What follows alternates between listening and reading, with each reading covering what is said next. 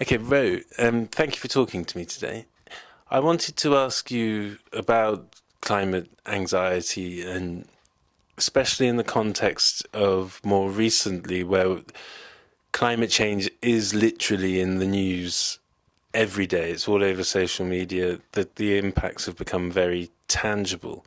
Um, and it's impacting people, and much more people than before. And this is proving out in um, surveys where much higher numbers of people are saying they feel anxious. Can you talk a little bit about the stages that people go through in that sort of anxiety and what you've seen from your experience? I prefer to use the term climate distress rather than climate anxiety for two reasons. One is that clinically anxiety is a pathological state, it's a clinical state that has very specific meanings, and I think it's very important to understand that the distress that people are feeling at the moment is a normal reaction to receiving very, very bad news. And so I think that takes it away from this narrow notion of anxiety and lets us look at a much wider set of experiences and difficult and distressing feelings that people are having at the moment. And I tend to divide those into two. There's the way that people react when they first really let this issue affect them, when they let it come into their hearts. And these are the kinds of reactions people have when something very shocking happens, like the death of somebody close to you. So people will describe feeling shock, feeling terror, feeling overwhelmed, feeling at times that they just can't believe it, often feeling very frightened, sometimes feeling angry, and often feeling very powerless. And those feelings often then inevitably give way to a much more complex range of feeling as people come to see this perhaps as a task that they need to do something about. And I think much in the same way as when people are dealing with a major loss, you can't stay with the intensity of those feelings all the time. You have moments where you find yourself perhaps in a kind of daze, just getting on with ordinary life, going to work, making tea for the kids or whatever you're doing, but it's always there in the background, and you go back to those states of terror about what you now know. And at that stage people often will immerse themselves in factual information about it. But they're also, I think, often immersed in these very, very painful feelings of loss, of grief, of sadness, of guilt, of shame, which come to them in the aftermath of that first understanding that climate change is incredibly serious, it's life-threatening, it's life-changing. And I think there's then a much slower process of grief where you come to understand your life differently, and you become able more to leave the intensity of feeling behind. It never goes away completely, you always revisit it, but you become able to live in some form. And that very often involves finding for yourself what you're going to do about this, getting involved in some form of action. And people described very clearly in the research which we did how being involved in some form of action made the intensity of the terrified feelings much less. It helped to deal with the anxiety, which makes absolute sense if you think about what anxiety is, because when you're frightened, your immediate response is fight or flight.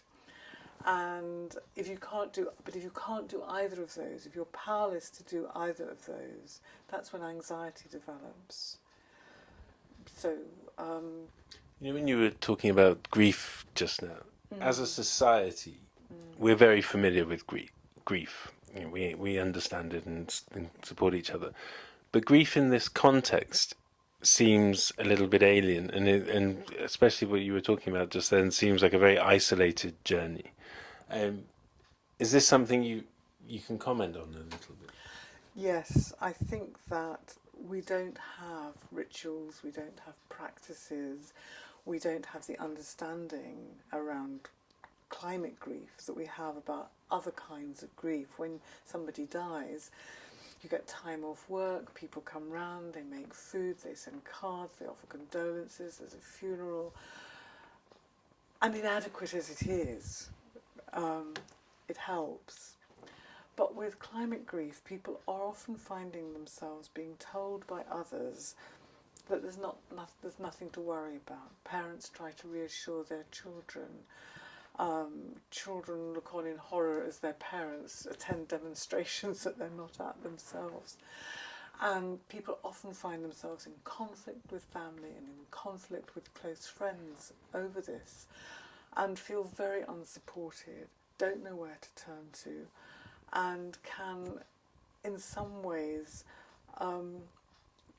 get themselves into a sort of spiral, a downward spiral of thinking about nothing else and feeling in increasingly depressed, despairing and apocalyptic frames of mind, which I think are obviously they're very, very painful to be in, but I think they're also not helpful. I think it's important to find the people that you're going to work on this with, to find your sources of support, to find the people that you can talk with about how you feel about this, to find what it is you're going to do, which doesn't have to be being out there on the streets. There are lots of different ways of making a difference in some way about climate disasters. And you have to find a kind of balance between being immersed in the feelings, being immersed in action, and being able to enjoy ordinary life, being able to still take joy in a sunset, or enjoy a meal with friends, or go out and get pissed with your mates, whatever it is that you do. Because there's no point in any of this if life doesn't carry on in some form. So you are talking about a level of balance, or because as the anxiety and the distress goes up, we inevitably will see more people demonstrating. We will see more people asking questions, more people silently panicking or whatever. So your overall seem to be saying that yes, take action in whatever way, but almost pace yourself and give yourself time to enjoy the things that you do enjoy doing, which don't necessarily destroy the climate. There's a real risk for activists of burnout. There's only an amount that you can do. There's only an amount that you can stay with. And, there's a sense in which once you know the facts about climate change, it's important to be able to put them to one side. This is quite different from a process of denial, but you need to be able to put them somewhere where you can get on with being creatively active about this, whether you're involved with Extinction Rebellion or whether you're involved in a campaign about air pollution, or whether you're simply doing the hard work of adjusting your own personal life to what you now know.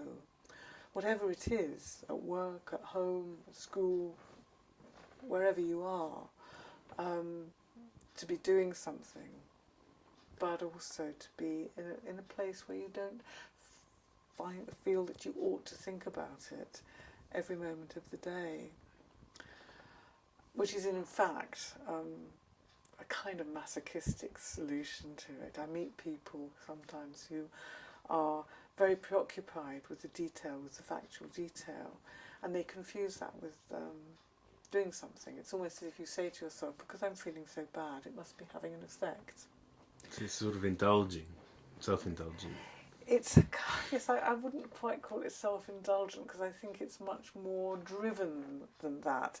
It's a kind of trap that people fall into, particularly if they're feeling very guilty about having not done much in the past. People can confuse, I think, the feeling awful with having an adequate response. Are you concerned that more people are coming into this state of being, if you like, um, and we're not really addressing it as a society? What are your thoughts on that? I'm very concerned about it because I meet people whose emotions are very raw and who are not necessarily getting the support which they need. I think working with earlier generations of climate campaigners, I felt that they were managing to create a culture which was very supportive, and I think perhaps there was a little bit more feeling that they had time to do this. It didn't mean they weren't desperately distressed at times, but I think this sort of very powerful sense of urgency that we have now makes it hard for people to stop for very long. I think we also, for the last 10 years, we've been living in a state of austerity in which all the normal forms of support in society have been hollowed out. And I think this makes people feel overall much more anxious than they were feeling 10 years ago. People feel insecure. Nobody feels safe in anything they do. And so to be facing this in such a general atmosphere of insecurity, where leaders are not standing up, leaders are not taking care, exacerbates these feelings. And so, in a way, I think we're suffering from multiple effects here, which make this much worse than it was a few years ago. In the UK, where we are, especially, we've got the COP at the end of the year. We've got unfolding climate impacts all around us, especially in the media. And what's your sort of, I don't know if it's advice, but sort of as a takeaway of what people can sort of think about in terms of when they start seeing this? Have you got some thoughts on that? I think the primary thing is to talk with people who you trust, who will listen in a space that feels safe. And this is much easier said than done, of course, particularly if the people you're close to are people you've found yourself in conflict with over it. And so if you can't find somebody in your immediate circle, look for somebody outside it. And increasingly, people from my own profession are trying to create spaces where people can talk. And so the Climate Psychology Alliance has a helpline which you can contact, and hopefully you'll get some free sessions of supportive talk as a result of that. And I think increasingly psychotherapists are beginning to step up and to try to respond to the needs of activists. So, for example, here in Cambridge, I'm part of a group of psychotherapists who are looking at how we can run workshops and run supportive spaces where people can talk more about what they're feeling and bring some of the difficult experiences that they're having to a space that is held and non-judgmental and allows people to see that there is another side. I don't mean another side. What I mean is there's a place that you come through to. I think it's very important to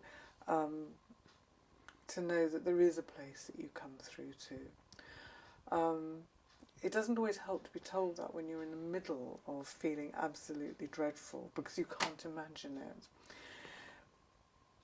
But people do describe arriving at a place where they feel that life is never going to be the same again, but there are things which you can do, there's joy to be had, there's life to be lived in this new reality where we don't know exactly what's going to happen, and where it's very important that we all try to play the part that we can, but where we also need to pay attention to supporting each other and living a life of love and comradeship and responsibility for each other. Thank you very much. I think that's been very helpful.